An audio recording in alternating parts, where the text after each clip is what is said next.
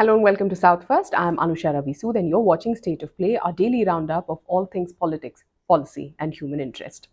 After spending more than 160 crore rupees of public money and waiting for 10 years, the Karnataka Congress government has now decided it is going to do its caste census, or more formally, the socio-educational and economic survey all over again. Why? Because two dominant communities of Lingayats and Vokaligas do not like the data that this caste census has thrown up.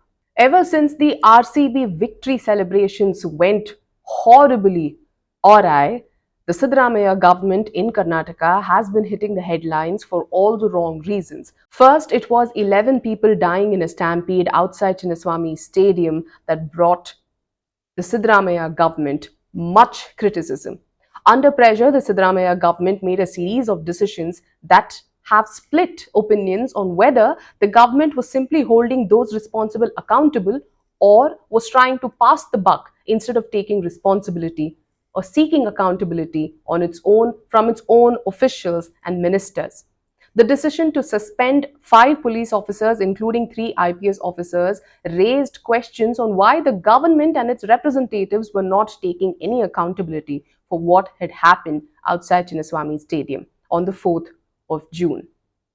Even as this continues, the High Court in Karnataka is hearing a suo motu plea that it took up, while officials of the RCB and an event management company have also approached courts questioning whether due process was really followed or were their arrests mere hurried knee-jerk reactions to the tragedy that was witnessed in Bengaluru.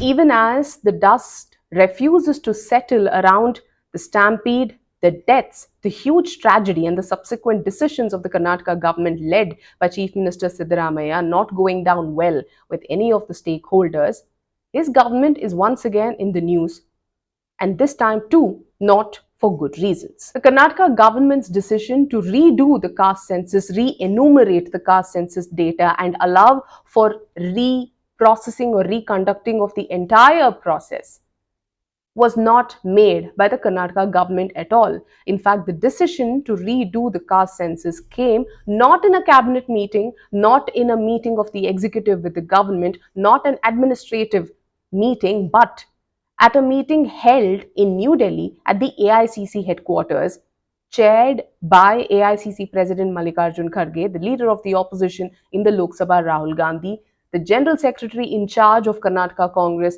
Randeep Surjewala, Chief Minister Siddaramaiah and Deputy Chief Minister D.K. Shivkumar, who's also the state unit president of the Congress in Karnataka.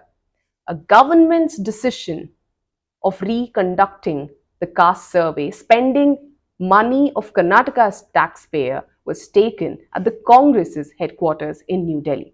Karnataka was in fact one of the first few states to even carry out a caste census. This was set up or mandated to be conducted in the previous regime, previous term of Chief Minister Siddaramaiah during 2013 to 18. The caste census was to be carried out and report given to the government so that policies can be framed based on the new data, based on the population of the state and whether representation, whether in education or in jobs, was reflecting the actual population of communities, castes, especially those from marginalized and backward classes on ground.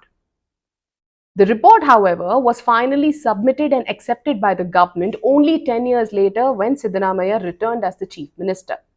After this entire wait and after the commission's chiefs changing at least twice, the government is still not made this report public. But sources who know the report, who are aware of what the report has, and leaks that have been given to the media from the report shows that the report recommended 51% reservation for other backward classes, OBCs, insisting that OBCs comprised 70% of Karnataka's total population, that is 4.16 crore people in Karnataka belong to the OBC community, and this report recommended that OBCs should be given larger reservation, 51% reservation. Naturally, this means the 50% reservation ceiling will have to be breached. The caste census that was commissioned during Siddaramaiah's first term as chief minister covered 1.35 crore households in Karnataka, representing 5.98 crore people, and gathered responses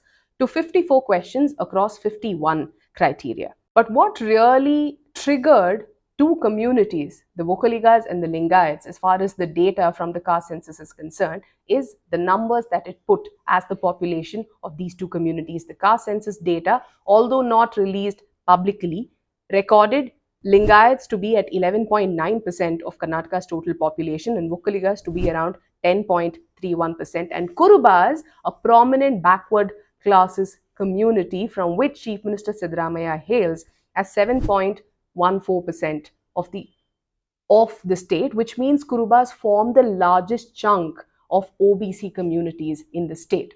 For the Vokaligas and Lingayats, who have for long been claiming that their numbers are huge and hence they need to be bigger stakeholders in political representation, these numbers do not suit their narrative. Vokaligas and Lingayats, although deemed backward according to Karnataka's reservation categories, are land holding communities. They have been economically forward. In fact, these are the communities that own several educational institutions, which means they are also in positions of power, which translates to also political representation. Most chief ministers of Karnataka have been from these two communities of Vokaligas and Lingayats. Very few OBCs, even fewer Brahmins, no Dalits, no SCs, no STs so far. But Brahmins have had a disproportional representation as far as political representation is concerned compared to their population, which is very small in Karnataka.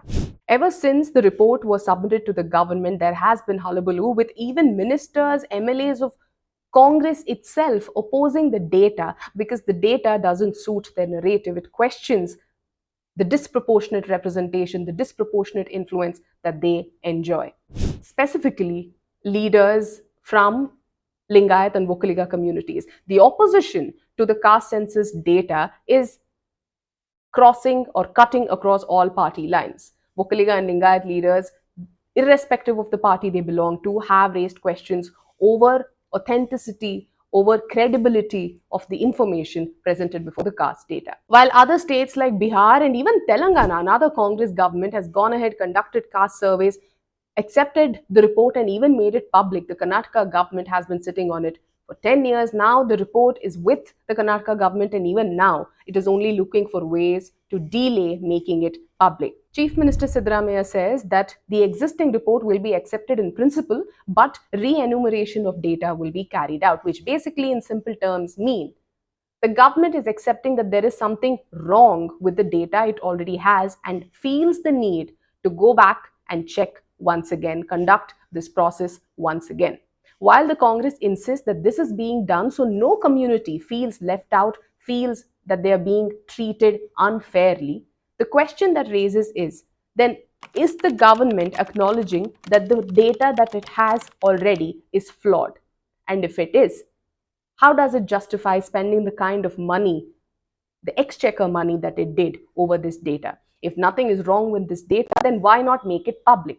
No government necessarily has to not conduct fresh enumeration, but making this data public will allow for citizens of Karnataka who are ultimately funding this data to compare existing data with whatever data the government will be able to procure now over the next few months. Deputy Chief Minister D.K. Shivkumar says that just like how the government has gone about re-enumerating the scheduled caste data or caste census within the scheduled caste for subcategorization within the community, other castes will also be extended the same privilege or the opportunity. In fact, this time around, the Karnataka government is also keen on introducing an online registration format so that Kannadigas living outside the state can also register themselves and be counted in the caste census. For a party that claims that it is all for inclusivity, representation, equal representation, as the leader of the opposition in Lok Sabha, Rahul Gandhi, in Hindi has often referred to Jitni Abadi, Utni Hak, compelling the union government to carry out caste census, even when the Modi government announced that it is going to enumerate castes when it conducts the next national census, the Congress claimed it as a victory for its push for a nationwide caste census. For a party that claims victory over caste census, its intent is being defeated in Karnataka. If not defeated, definitely being delayed. Congress's leadership, including General Secretary K.C. Venugopal, he is the chief of Congress's organization, insisted that the data, since it is about a decade old, may be outdated and hence there is a need for fresh data to be collected, justifying his government's move to carry out the caste census all over again. The question now that remains is whether this is being done with the intent of ensuring fairness, transparency, which means that the previous data may have concerns about the same, or if this is just another delay tactic because caste is a very volatile subject that has the potential to upset political equations in an extremely complex political scenario or the political platform of Karnataka. Until I come back to you with yet another episode of State of Play, do stay tuned to South First. Thank you so much for watching.